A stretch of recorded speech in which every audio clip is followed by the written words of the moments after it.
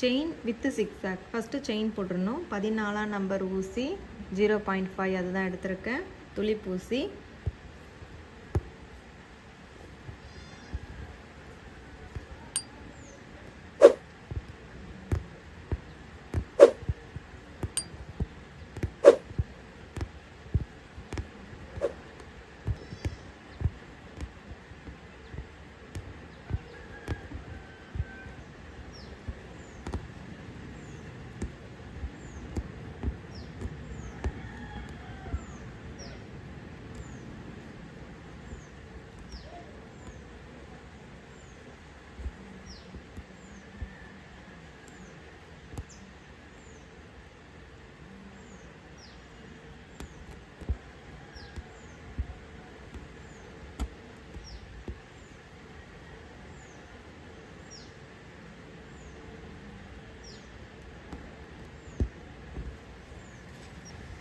இந்த chain already நம்ம போட்டிருக்கோம் இல்லையா, அதோட ஸ்டார்டிங் இடத்துல மறுபடியும் வந்து இங்கே குத்தி எடுத்துட்டு இதோட மேல் பக்கம் கிராஸாக வந்து நம்ம இப்போ செயினை போடுறோம்.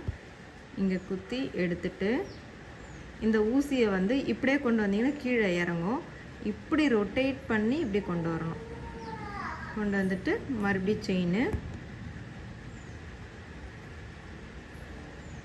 மறுபடியும் சொல்கிறேன் பாருங்கள். ஃபஸ்ட்டு குத்தி எடுத்தாச்சு. எடுத்துட்டு இங்கே கிராஸில் மேலே வந்து மறுபடியும் ஒரு செயின் எடுத்தாச்சு. எடுத்துட்டு இப்படியே கீழே கொண்டு வரக்கூடாது. இப்படி சுற்றி இப்படி கொண்டு வந்துட்டு மறுபடியும் கிராஸில் அந்த செயின் நடுவில் இருக்கும். இது வந்து கிராஸில் திருப்பி இங்கே எடுக்கும் போது இப்படி கீழ்ப்பக்கம் சுற்றி இப்படி போகணும்.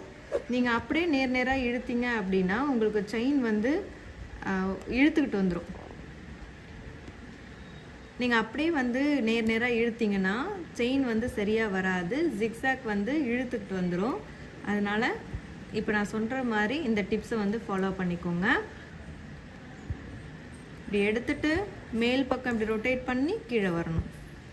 கீழ்ப்பக்கம் எடுத்துட்டு இப்படி ரொட்டேட் பண்ணிவிட்டு இப்படி போகணும். ஸோ இதெல்லாம் வந்து டிப்ஸு. ப்ராக்டிஸ் பண்ண உங்களுக்கு வந்துடும்.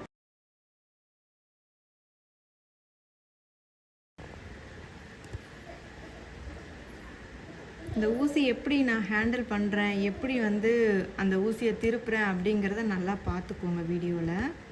அதை மட்டும் கிளியராக பார்த்துட்டிங்கன்னா ஈஸியாக நீங்கள் ப்ராக்டிஸ் பண்ணி போட்டுடலாம்.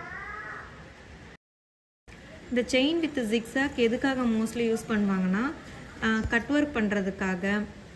அதுக்கப்புறம் வந்து ப்ளவுஸோட கார்னரில் சிலர் பார்த்திங்கன்னா 2-3 சங்கிலி தையல் போட்டு ஆரி ஒர்க் ஸ்டார்ட் பண்ணியிருப்பாங்க. சிலர் பார்த்திங்கன்னா இந்த மாதிரி செயின் வித் ஜிக்ஸாக் போட்டு ஆரம்பிச்சிருப்பாங்க. இது போட்டுட்டோம்னா பிரியாமல் இருக்கும் ப்ளவுஸு. அதுக்காக தான். அவ்வளோதான், நம்ம எண்டு வரைக்கும் வந்தாச்சு. இப்போ நம்ம எப்பயும் போல் எண்டு நாட் போட்டுக்கலாம்.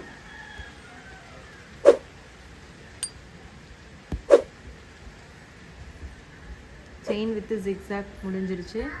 இந்த ஸ்டிச் உங்களுக்கு பிடிச்சிருக்குன்னு நினைக்கிறேன். ஈஸியாக தான் இருக்குது. ப்ராக்டிஸ் பண்ணி பாருங்கள், வந்துடும். இதே மாதிரி சில்க் த்ரெட்டில் இன்னொரு லைன் போடணும். போட்டு ப்ராக்டிஸ் பண்ணி எனக்கு ஃபோட்டோ எடுத்து அனுப்புங்க.